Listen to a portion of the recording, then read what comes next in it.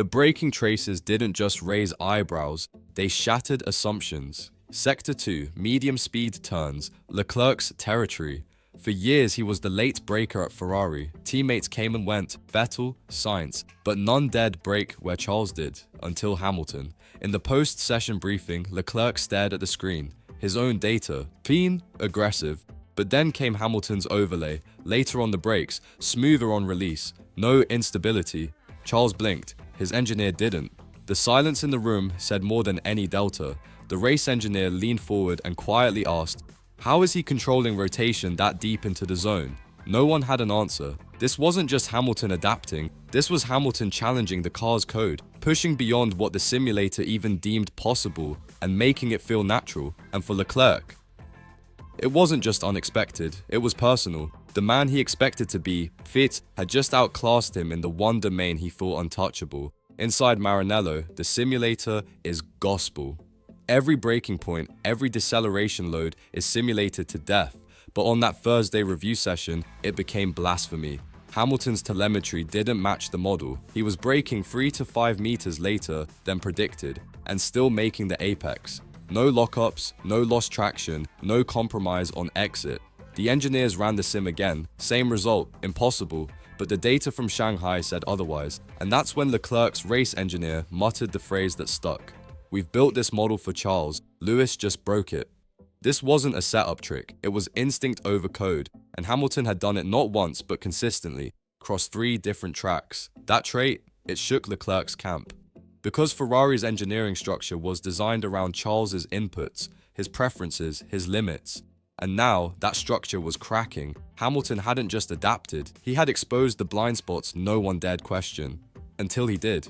And in Formula 1, when your reality shifts by 3 meters of braking, the team's belief shifts with it. At first, Charles thought it was circumstantial. Different tires, wind direction, brake bias, anything, but the truth kept repeating itself. Corner after corner, track after track.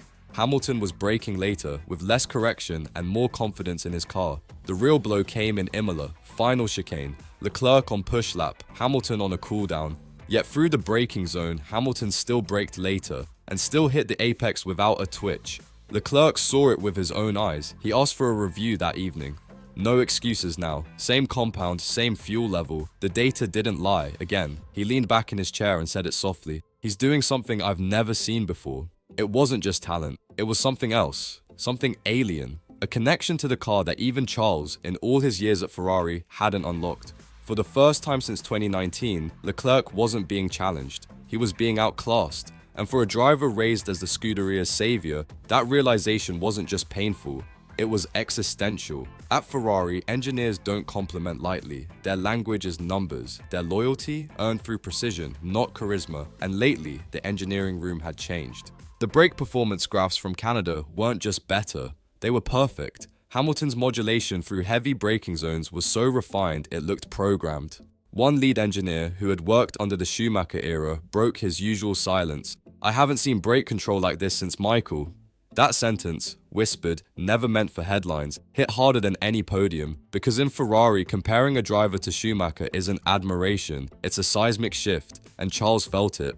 When Hamilton's feedback began influencing both cars' setup baselines, Leclerc's voice wasn't silenced, but it was echoed, not led. That's how it begins, not with betrayal, but with respect migrating room by room, headset by headset. Hamilton hadn't demanded the team, he'd simply earned their belief.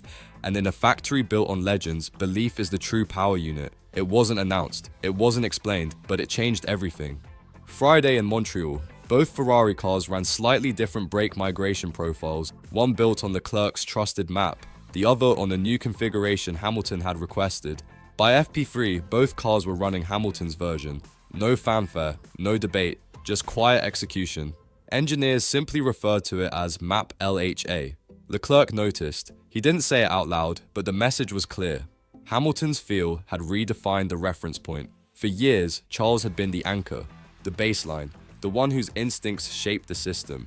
Now, the system was bending, not because of politics, because of performance. When one driver sees the car responding better to the other's intuition, engineers don't argue, they shift.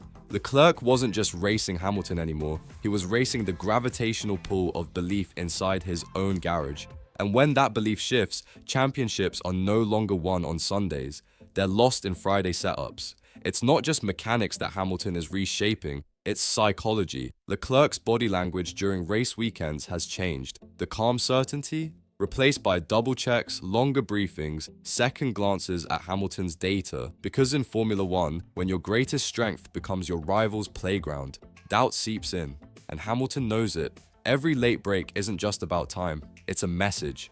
A quiet challenge that echoes through the telemetry and into Leclerc's head. You're no longer the last to break. In Baku, Charles pushed deeper into turn 3 all weekend, trying to match Lewis's entry delta. On Saturday, he overcooked it, lost 2/10. On Sunday, he was more cautious and lost track position. That's not car performance, that's mental disruption. Hamilton doesn't need to speak, his driving does the talking, and lately it's been saying, I know where your limit lives, I live past it.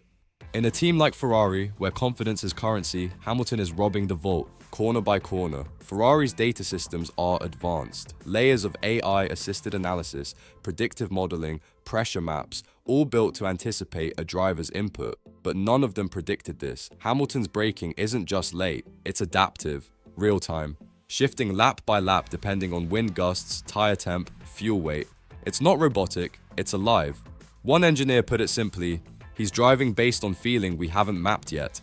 That sent shockwaves through the technical department, because in an era obsessed with predictability, Hamilton was creating organic unpredictability, controlled chaos, a trait you can't program, you can only witness.